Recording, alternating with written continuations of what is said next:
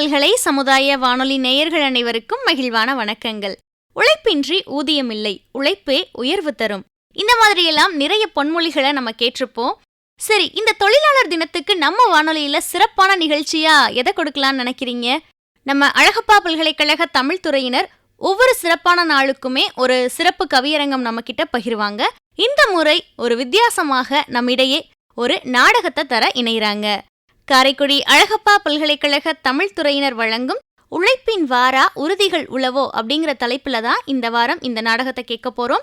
நாடகத்துல கதாபாத்திரங்களாக அறிமுகமாகும் தமிழ்துறை நண்பர்கள் யார் யாருன்னா, அப்பத்தாவாக முனைவர் பட்ட ஆய்வாளர் இரா அஜிதா பேகம் அவர்கள், தமிழ் ஆசிரியையாக உதவி பயிற்றுனர் முனைவர் மு ராணி அவர்கள், அம்மாவாக முனைவர் பட்ட ஆய்வாளர் முத்து மீனாட்சி அவர்கள், அப்பாவாக உதவி பயிற்றுனர் முனைவர் சோ அருணன் அவர்கள், கமலியாக முனைவர் பட்ட ஆய்வாளர் பா ரேவதி அவர்கள், முருகனாக முதுகலை 2ஆம் ஆண்டு மாணவர் ரூபன் சத்யா அவர்கள். இந்த நாடகத்தின் எண்ணம், எழுத்து, இயக்கம் முனைவர் சோ அருணன் அவர்கள். வாங்க நேயர்களே, நம்ம நாடகத்தை கேட்க ஆரம்பிக்கலாம்.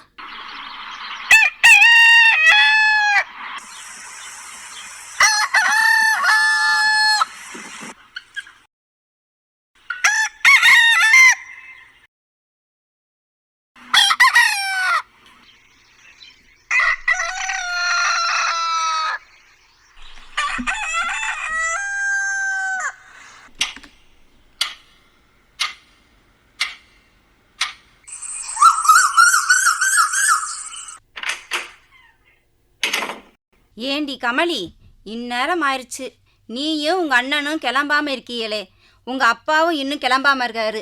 என்னாச்சு உங்களுக்கு? அம்மா அம்மா, இன்னைக்கு என்ன நாள்னு தெரியுமா? உங்களுக்கு தெரிஞ்சதெல்லாம் வெறும் வெள்ளி செவ்வாய் மட்டும்தான், மற்றதெல்லாம் உங்களுக்கு எங்கே தெரிய போகுது? ஆமாண்டி, ஒன்றும் தெரியாமத்தான் உங்களையெல்லாம் வளர்த்துருக்கேன். என்னடி இன்னும் காலேஜ் போகலின்னு கேட்டா பேச்சப்பாரு பேச்ச. இந்தா அவனை கேட்போம். டேய் முருகா, நீயாவது சொல்றா? என்னம்மா சொல்ற? அந்த பிள்ளை தான் ஏதோ உன்னோட வம்புழுக்கிறான்னா, நீயும் அவளுக்கு சரிக்கு சரியா பேசிக்கிட்டு. இன்னைக்கு லீவுமா, உனக்கு தெரியாதா? அதனால தான் அவள் உன்னைய போட்டு இப்படி பழி வாங்குற மாதிரி கேலி பண்ணுறா. டே, மரியாதையா பேசு. இன்னைக்காவது என்னை நிம்மதியா இருக்க விடு. காலையிலே ஆரம்பிச்சிடாத. காலையிலேயே ஆரம்பிச்சாச்சா அவங்க கச்சேரிய? ஒரு நாளைக்கு லீவ் விட்டா போதும். மனுஷனை நிம்மதியாக வீட்டில் இருக்க விடுறீங்களா? அப்பான்னு ஒரு மரியாதை இருக்கா? எல்லாத்துக்கும் காரணம் இந்த அம்மாவும் இந்த வாளுந்தாப்பா. அம்மா என்கிட்ட கேட்டாங்க, இவனுக்கு என்ன வந்துச்சு? நீ ஒழுங்கா பதில் சொல்லியிருந்தா அம்மா ஏன் என்கிட்ட கேட்க போகிறாங்க? நீ உன்னோட வாய் நீளத்தை காட்ட ஆரம்பிச்ச, வம்பு வளர்ந்துருச்சு. நீ ரொம்ப பேசுற, இதோட நிறுத்திக்க. இல்லைன்னா அப்புறம் நான் என்ன பண்ணுவேன்னு எனக்கே தெரியாது. முருகா, தெரியாமல் கேட்டுட்டேன். நீங்கள் ஒரு விளக்கமும் சொல்ல வேணாம். எப்பவும் இந்நேரத்துக்கு தட்டை தூக்கிக்கிட்டு முன்னால் வந்து நிற்பீங்களேன்னு கேட்டேன். இன்னைக்கு காலேஜ் இல்லையான்னு கேட்டது ஒரு குத்தமா? நீ எதையுமே தெரிஞ்சிக்காம வீட்டை மட்டுமே தெரிஞ்சுக்கிட்டு இருக்கிறதுனால வர்ற வம்பு இது. அதனால தான் அவங்க 2 பேரும் சேர்ந்துக்கிட்டு உன்னைய கிண்டல் பண்ணுறாங்க. உனக்கு பல தடவை சொல்லிட்டேன், டிவி போட்டு நியூஸ் கேளு, நியூஸ் பேப்பர் படின்னு. ஆனால் நீ எப்போ பார்த்தாலும் சீரியல் மட்டும்தான் பார்க்குற. அதனால உனக்கு உலக நடப்பு ஒன்றுமே தெரிய மாட்டேங்குது. ஆமாம், நான் உலக நடப்பை தெரிஞ்சுக்கிட்டு சுற்றி பார்க்கவா போகிறேன்? கழுத கட்டா குட்டிச்சவரு, இந்த வீடே கதியாக கிடக்கிறேன். நான் மட்டுமா? உலகத்தில் பொம்பளையாக பிறந்துட்டா பல பேருக்கு வீடு தானே தலையெழுத்து.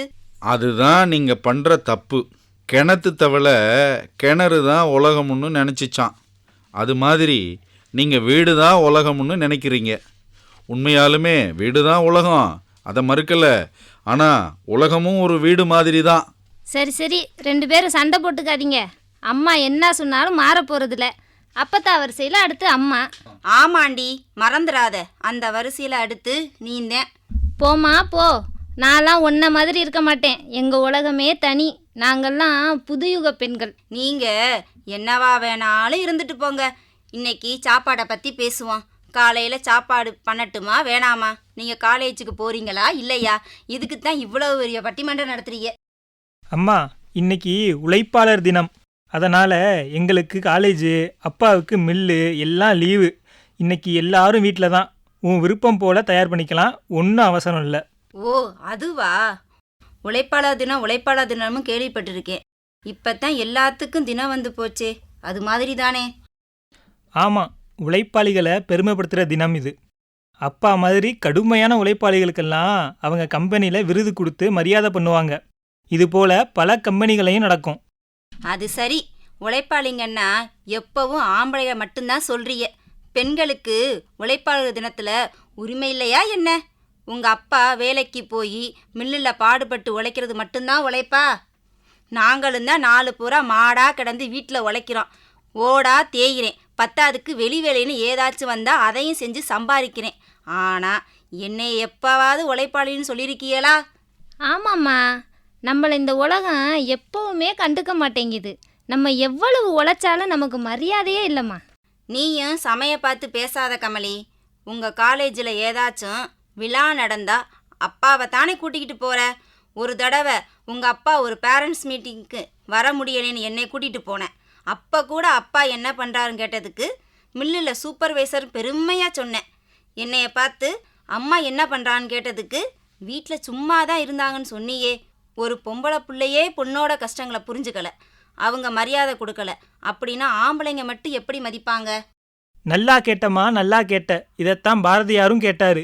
மாதர் தம்மை இழிவு செய்யும் மடமையை கொளுத்துவோம்னாரு. பொண்ணுங்க தங்களை தாங்களே இழிவு செய்கிற வழக்கம் மாறணும். முன்னாடியெல்லாம் அம்மா வீட்டில் சும்மா தான் இருக்காங்கன்னு சொன்னாங்க. அதையே இங்கிலீஷில் ஹவுஸ் ஒய்ஃபுன்னாங்க. அப்புறம் ஹோம் மேக்கர்னு சொன்னாங்க. அப்புறம் இப்பெல்லாம் ஹோம் மினிஸ்டர்னு சொல்லணுங்கிறாங்க. இதெல்லாம் பெண்களின் உழைப்பிற்கான மரியாதை தானே? நல்லா சொன்ன முருகா. காலங்காலமாக நம்ம சமுதாயத்தில் தாய்க்குத்தான், அதாவது பெண்ணுக்குத்தான் இடம். அவளை முன்னால் வச்சு தான் குடும்பம், சமுதாயம், நாடு எல்லாம் உருவாச்சு. நம்ம நாட்டையும் மொழியையும் தாய்நாடு தாய்மொழின்னு தானே சொல்கிறோம். பெண்களோட உழைப்பு இல்லைன்னா இதெல்லாம் எங்கே உருவாகியிருக்க போகுது? ஆமாம், இதைத்தான் கவிமணி தேசிய விநாயகம் பிள்ளை பாடியிருக்காரே. எங்க தமிழம்மா பாட்டாவே எங்களுக்கு பாடியிருக்காங்களே, அந்த பாட்டை கேட்குறீங்களா?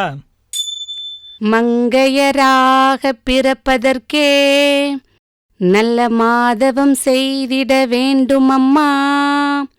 அவர் பங்கைய கை நலம் பார்த்தலவோ இந்த பாரில் அரங்கள் வளரும் அம்மா. அல்லும் பகலும் உழைப்பவர் யார், உள்ளத்து அன்பு ததும்பி எழுபவர் யார். கல்லும் கனிய கசிந்துருகி தெய்வ கற்பனை வேண்டித் தொழுவர் யார். ஊக்கம் உடைந்தழும் ஏழைகளை காணில் உள்ளம் உருகி துடிப்பவர் யார். காக்கவே நோயாளி அண்டையிலே இரு கண்ணிமை கொட்டாதிருப்பவர் யார். சிந்திய கண்ணீர் துடைப்பவர் யார். பயம் சிந்தை அகன்றிடச் செய்பவர் யார். முந்து கவலை பறந்திடவே ஒரு முத்தம் அளிக்க வருபவர் யார். உள்ளம் தளர்வுறும் நேரத்திலே உயிர் ஊட்டும் உரைகள் உரைப்பவர் யார். அள்ளி எடுத்து மடியிருத்தி மக்கள் அன்பை பெருக்கி வளர்பவர் யார். நீதி நெறிநில்லா வம்பருமே நல்ல நேர்வழி வந்திடச் செய்பவர் யார். ஓதிய மானம் இழந்தவரை உயர் உத்தமராக்க முயல்பவர் யார். ஆவி பிரியும் அவ்வேளையில் பக்கத்து அன்போடகளாயிருப்பது யார். பாவியமனும் வருந்திடாமல் ஈசன் பாதம் நினைத்திடச் செய்பவர் யார். ஏங்கி புருஷனை தேடியலும் அந்த ஏழைக்கு இதம் சொல்லி வாழ்பவர் யார். தாங்கிய தந்தை இழந்தவரை தினம் சந்தோஷமூட்டி வளர்ப்பவர் யார். சின்னஞ்சிறிய வயதினிலே ஈசன் சேவடி கண்பளச் செய்பவர் யார். உன்னம் இளமை பருவமெல்லாம் களிப்பு உள்ளம் பெருகிடச் செய்பவர் யார். மன்னக வாழ்வினை விட்டெழுந்து மனம் மாசிலா மாணிக்க மாயொளிர்ந்து விண்ணக வாழ்வை விரும்பிடவே நிதம் வேண்டிய போதனை செய்பவர் யார்? அன்பினுக்காகவே வாழ்பவர் யார்? அன்பின் ஆவியும் போக்க துணிபவர் யார்? இன்ப உரைகள் தருபவர் யார்? வீட்டை இன்னகையால் ஒளி செய்பவர் யார்? இப்பெரு நற்கரு மக்களெல்லாம் உமக்கு ஈசன் அளித்த உரிமைகளாம். மெய்ப்பனி வேறும் உலகில் உண்டோ? இன்னும் வேண்டிப் பெருவரம் ஒன்றுள்ளதோ? அப்படின்னு இந்த உலகத்தில் நீதியும் நேர்மையும் உழைப்பும் பெண்கள்கிட்ட இருந்து தான் உருவாச்சுன்னு அவர் சொல்கிறாரு. ஆமாம்மா, ஆமாம். நாங்கள் உழைக்கிறதெல்லாம் பொண்ணுக்கும் பொருளுக்குமான உழைப்பு. ஆனால் குடும்பத்தையும் சமுதாயத்தையும் காப்பாற்றுறதுக்கு அம்மா பாட்டி அப்படின்னு தலைமுறையாக அவங்க உழைக்கிற உழைப்பு இருக்கே, எங்கள் உழைப்பெல்லாம் அதுக்கு முன்னாடி ஒன்றும் இல்லைம்மா. என்னங்க நீங்க அப்படியும் ஒரேடி ஆம்பளைங்களை ஒதுக்க முடியாதுங்க. 2 கண்ணு ஒன்றா சமமாக பார்த்தா தான் நல்ல பார்வை கிடைக்கும். அது மாதிரி அம்மாவும் அப்பாவும் சேர்ந்து உழைச்சா தான் குடும்பம் விளங்கும். உங்களுக்கு உண்டான உழைப்பை நீங்கள் கடமையாக செய்கிறீங்க, எங்களுக்கு உண்டானதை நாங்கள் கடமையாக செய்கிறோம். இதில் என்ன வசதி தாழ்த்தி வேண்டியிருக்கு? போங்க. பார்த்தீங்களா பிள்ளைங்களா, அம்மா எப்படி என்னைய விட்டு கொடுக்காம பேசுகிறாங்க. இந்த ஒத்துமை தான் உழைப்புக்கு ரொம்ப முக்கியமானது. வெறும் உழைப்பு மட்டும் உயர்வை தராது, ஒத்துமை ரொம்ப முக்கியம். நீங்கள் எப்போ பார்த்தாலும் ரொம்ப சண்டை போட்டுக்கிட்டே இருக்கீங்களே, ஒத்துமையாக இருக்க வேண்டாமா? மன்னிச்சிருங்கப்பா, இனிமே நாங்கள் எப்பவும் ஒத்துமையாக இருப்போம். அடே அப்பா, இதை கேட்குறதுக்கு எவ்வளவு சந்தோஷமா இருக்கு. உழைப்பாளர்கள் தினத்தில் நல்ல விஷயம்லாம் நடக்க ஆரம்பிச்சிருச்சு. ஆமாம் ஆமாம், நல்ல செயல்கள் நடக்கணும்னு தானே நல்ல நாள் பெரிய நாள் கொண்டாடணும்னு பெரியவங்க சொல்லி வச்சுருக்காங்க. அது சரியாக தான் நடக்குது. எல்லா நாளையும் விட சிறப்பான நாள் உழைப்பாளர் தினம்தான்.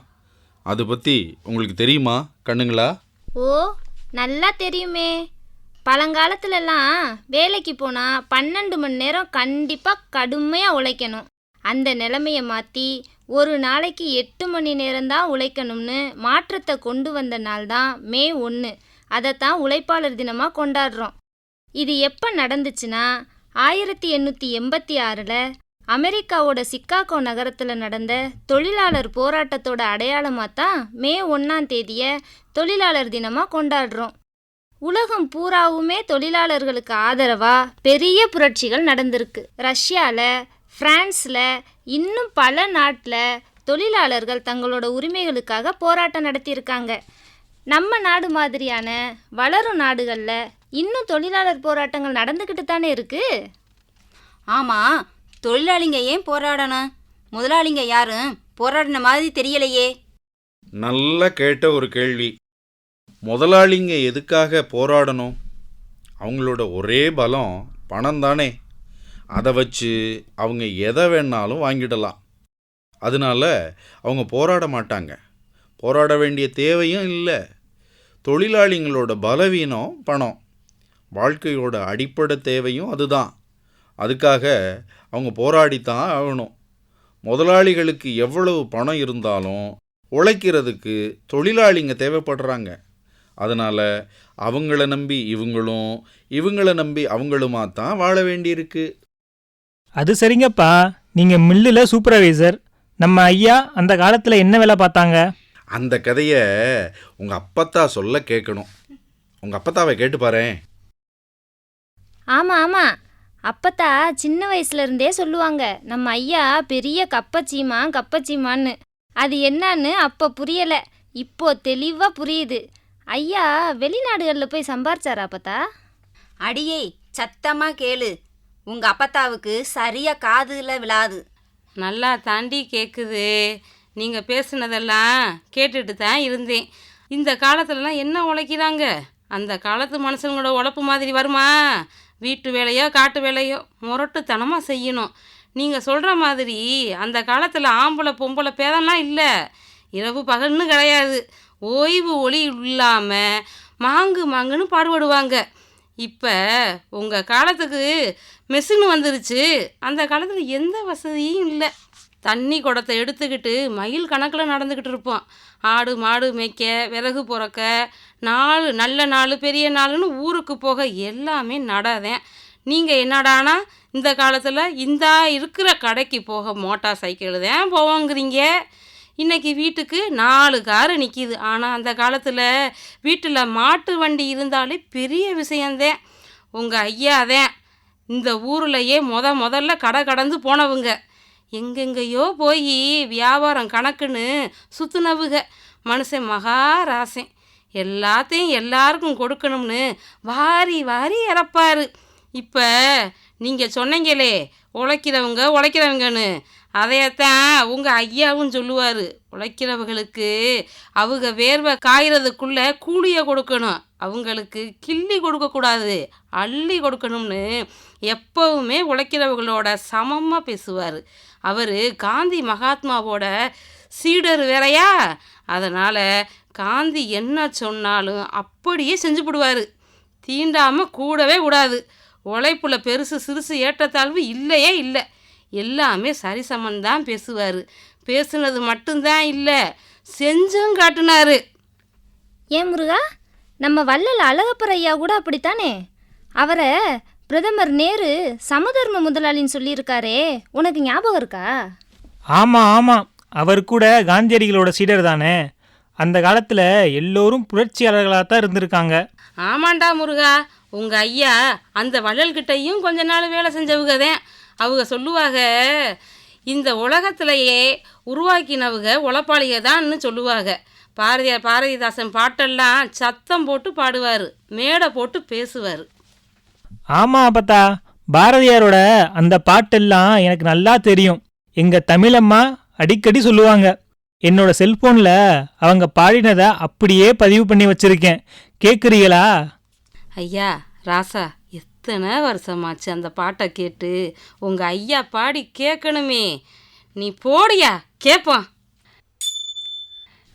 இரும்பை காய்ச்சி உருக்கிடுவீரே, யந்திரங்கள் வகுத்திடுவீரே, கரும்பை சாறு பிழிந்திடுவீரே, கடலில் மூழ்கினன் முத்தெடுப்பீரே, அரும்பும் வேர்வை உதிர்த்து புவிமேல் 1000 தொழில் செய்திடுவீரே, பெரும்புகழ் நுமக்கே இசைக்கின்றேன், பிரமதேவன் கலையிங்கு நீரே, மண்ணெடுத்து குடங்கள் செய்வீரே, மரத்தை வெட்டி மணி செய்குவீரே, உண்ண காய்கனி தந்திடுவீரே, உழுது நன்சை பயிரிடுவீரே, எண்ணெய் பால்னை கொணர்ந்திடுவீரே, இளையை 100 நல்லாடை செய்வீரே, விண்ணின் இன்றமை வானவர் காப்பார், மேவி பார்மிசை காப்பவர் நீரே, பாட்டும் செய்யுளும் கோத்திடுவீரே, பரத நாட்டியம் கூத்திடுவீரே, காட்டும் வைய பொருள்களின் உண்மை கண்டு சாத்திரம் சேர்த்திடுவீரே, நாட்டிலே அறம் கூட்டி வைப்பீரே, நாடும் இன்பங்கள் ஊட்டி வைப்பீரே, தேட்டமின்றி விழியெதிர்காணும் தெய்வமாக விளங்குவீர் நீரே, கைவருத்தி உழைப்பவர் தெய்வம், கவிஞர் தெய்வம், கடவுளர் தெய்வம், எழுகின்ற ஜடப்பொருட்கள் அனைத்தும் தெய்வம், எழுதுகோள் தெய்வம், இந்த எழுத்தும் தெய்வம். இதே மாதிரி பாரதிதாசனும் ஒரு பாட்டு பாடியிருக்காரே. என்ன அருமையான பாட்டு. ஆமா கமலி, அதையும் சேர்த்து பாடு கேட்போம். ஆமா அப்பத்தா, ரொம்ப அருமையான பாட்டு தான். அதையே எங்கள் தமிழையா குரலில் நீங்கள் கேட்குறீங்களா? நான் போட்டு விட்றேன். நீரோடை நிலங்கிழிக்க, நெடுமரங்கள் நிறைந்து பெறும் காடாக்க, பெருவிலங்கு நேரோடி வாழ்ந்திருக்க, பருக்கை கல்லின் நெடுங்குன்றில் பிளஞ்சேரப் பாம்பு கூட்டம், போராடும் பாழ் நிலத்தை அந்த நாளில் புதுக்கியவர் யார், அழகு நகருண்டாக்கி சிற்றூரும் வரப்படுத்த வயலும், 6 தேக்கிய நல் வாய்க்காலும் வகைப்படுத்தி, நெற்சேர உழுதுழுது பயன் விளைக்கும் நிறை உழைப்பு தோள்களெல்லாம் எவரின் தோள்கள், கற்பிளந்து மலை பிளந்து கனிகள் வெட்டி கருவியெல்லாம் செய்து தந்த கைதான் யார்கை, பொற்றுகளை கடல் முத்தை மணிக்குலத்தை போய் எடுக்க அடக்கிய மூச்செவரின் மூச்சு. அக்கால உலகிருட்டை தலைகீழாக்கி அழகியதாய் வசதியதாய் செய்து தந்தார். இக்கால நால்வருணம் அன்றிருந்தால் இருட்டுக்கு முன்னேற்றம் ஆவதன்றி புக்கபயன் உண்டாமோ பொழுதுதோறும். புனலுக்கும் அனலுக்கும் சேற்றினுக்கும் கக்கும் விஷப்பாம்பினுக்கும் பிலத்தினுக்கும் கடும் பசிக்கும் இடையரா நோய்களுக்கும் பலியாகி கால்கைகள் உடல்கள் சிந்தும். பச்சை இரத்தம் பரிமாறி இந்த நாட்டை சலியாத வருவாயும் உடையதாக தந்தது எவர்? இவ்வளவோ பாடல்கள் உழைப்பின் பெருமையை பற்றி பாடியிருக்காங்க. ஆமாம், அந்த காலத்தில் குறிஞ்சி, முல்லை, மருதம், நெய்தல்னு ஒவ்வொரு நிலத்துக்குன்னு தகுந்த மாதிரி தொழிலை பகுத்து வச்சாங்க. ஆமாம் முருகா, மலையில் வாழ்கிற ஆம்பளைங்க தேனெடுக்க வேட்டையாட போனால் பொம்பளைங்க குறி சொல்ல போனாங்க. அது மாதிரி காட்டில் ஆம்பளைங்க ஆடு மாடு மேய்க்க போனாங்க, பொம்பளைங்க பாலும் தயிரும் விற்க கிளம்பிடுவாங்க. வயலில் 2 பேரும் சேர்ந்து தான் பாடுபடுவாங்க. கடலில் அவர் மீன் பிடிக்க போனால் இந்த அம்மா ஊருக்குள்ளே மீன் விற்க போயிடுவாங்க. இப்படி காலங்காலமாக பெண்களுக்கு சம உரிமையும் வேலைவாய்ப்பும் இருந்து தான் வந்துச்சு. இடைக்காலத்தில் தான் பெண்களை வீட்டோட பூட்டி வைக்கிற வழக்கம் வந்துச்சு. பாரதியார் கூட அதை பாடியிருக்காரே. மாட்டை அடித்து வசக்கி தொழுவினில் மாட்டும் வழக்கத்தை கொண்டு வந்தே வீட்டினில் எம்மிடம் காட்ட வந்தார் அதை வெட்டி விட்டோம் என்று கும்மியடி என்று பாரதியார் பாடியிருக்காரே. அந்த பாட்டு ஞாபகம் வருதா முருகா உனக்கு? ஆமாம், அது சரிதான். ஆனால் பாரதிதாசன் நீ முன்னால் சொன்ன மாதிரி ஆணும் பொண்ணும் சமமாக வாழ்ந்த சங்க காலத்து வழக்கம் இருக்கும்னு பாடியிருக்காரே. ஆமாம் ஆமாம், அது வேற இருக்கே. ஒரு நாள் முழுவதும் குடும்பத் தலைவி செய்கிற உழைப்பை அவர் பாடியிருக்கார்ல, அதில் சமத்துவம் தெரியுமே. எங்க அதை கொஞ்சம் சொல்லு. அதை நான் சொல்கிறத விட எங்கள் தமிழம்மா பாடி கேட்டா இன்னும் நல்லா இருக்கும். இளங்கதிர் கிழக்கில் இன்னும் எழவில்லை, இளங்கதிர் கிழக்கில் இன்னும் எழவில்லை, இரவு போர்த்த இருள் நீங்கவில்லை, ஆயினும் கேள்வியால் அகலும் மடமை போல் நள்ளிரவு மெதுவாய் நடந்து கொண்டிருந்தது. தொட்டி நீளத்தில் சுண்ணாம்பு கலந்த கலப்பென இருள்தான் கட்டுக்குலைந்தது. புலர்ந்திடப் போகும் பொழுது கட்டிலில் மலர்ந்தன அந்த மங்கையின் விழிகள்.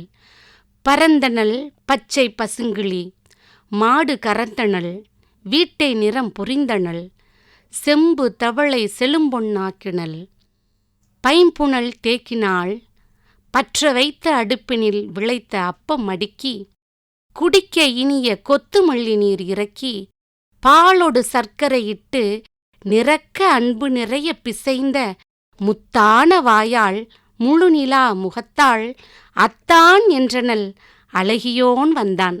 நேரம் போவது நினையாதிருக்கையில் பாய்ச்சிய செங்கதிர் பட்டது சுவர்மேல். அவள் கண்டு காலை 6 மணி என உரைத்தாள். கணவன் இருக்காதென்றான். உண்டுண்டென ஒலித்தது சுவரின் அண்டையில் இருந்த அடுக்கும் மணிப்பொறி. பாடம் சொல்ல பாவை தொடங்கினாள் அவள் வாத்திச்சி. அரைவீடு கழகம் தவழ்ந்தது சங்கத் தமிழ்ச்சுவை. அள்ளி விழுங்கினாள் பிள்ளைகள். வேலையாயிற்றே, எழுங்கள் என்றனள். எழுந்தனர். சுவடியை ஒழுங்குற அடுக்கி உடை அணிவித்து புன்னை இலை போல் புதையடிச் செருப்புகள் சின்னவர் காலிற் செருகிச் சிறுகுடை கையில் தந்து கையொடு கூட்டித் தையல் தெருவரை தானும் நடந்து பள்ளி நோக்கித் தள்ளாடி நடக்கும் பிள்ளைகள் பின்னழகு வெள்ளம் பருகி கிளைமாறும் பசிங்கிளி போல் ஓடி. அடடா, என்ன அருமையான பாட்டு! இதையே தான் நம்ம காலத்து கவிஞர் கந்தர்வன் நாளும் கிழமையும் நலிந்தோர்க்கில்லை, ஞாயிற்றுக்கிழமையும் பெண்களுக்கில்லை அப்படின்னு பாடியிருக்காரே. குடும்பத்தில் இருக்கிற பொண்ணுக்கு ஒரு நாளைக்கு மட்டும் இத்தனை வேலைகளா? இது பெண்ணடிமைத்தனம் இல்லையா முருகா? இதை ஏன் பெண்ணடிமைத்தனம்னு பார்க்கணும்? இதுவும் தொழிலாளர்களுக்கான சிறப்பு தானே. ஓயாது உழைப்பவர்கள் தாய்மார்கள் தானே. நம்ம அம்மா என்ன சும்மாவா? எந்த அம்மா தான் சும்மா? தொழிலில் எப்படி பாகுபாடு கிடையாதோ அதே மாதிரி தான் தொழிலாளிகள்லையும் பாகுபாடு கிடையாது. உண்மையாக சொன்னால் ஆண்கள் சமூகத்துக்கு கொடுக்குற உழைப்புக்கு மூல காரணமே பெண்கள் குடும்பத்தில் செய்கிற உழைப்பு தான்.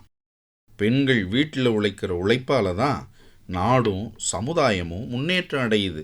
அதனால தான் ஆவதும் பெண்ணாலே அழிவதும் பெண்ணாலேன்னு சொல்லி வச்சாங்க.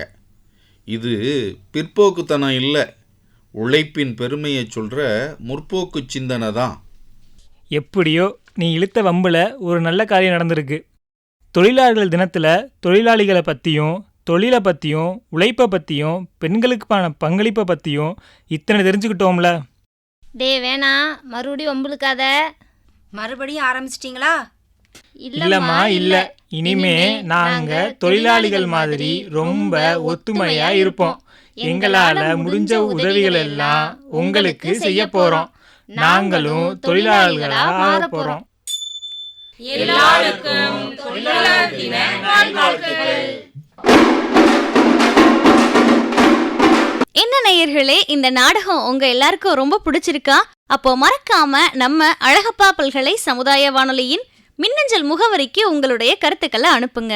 கருத்துக்கள் அனுப்ப வேண்டிய மின்னஞ்சல் முகவரி comradio@alagappauniversity.ac.in.